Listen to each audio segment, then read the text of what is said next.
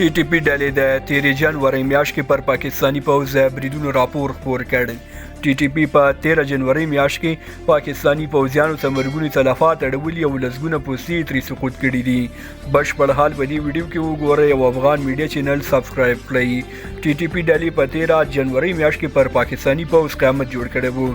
دې ډلې په خیبر پښتونخوا او بلوچستان ایالتونو کې په 13 جنورۍ میاشت کې ټول ټال 110 بریدونه کړي چې ډېری بریدونه په ټانک، شمالي وزیرستان، ډیری اسماعیل خان او نورو سیمو کې کړي دي.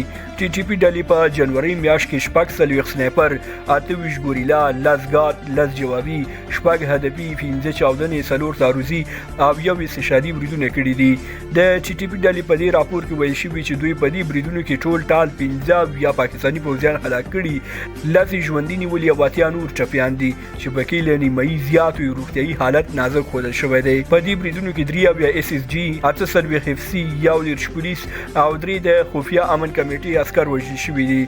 سربیره پر دې په دې بریدونو کې د اف سي عسکرو او پولیسو ادارو ته زیانونه رسیدلي او د مختلفو وسایلو تخریب شوی. همدارنګه دوی په دې بریدونو کې د پاکستاني پوځیانو ډیر شمېر کلشنیکوفونه، شاجورونه او موټر ترلاسه کړي دي.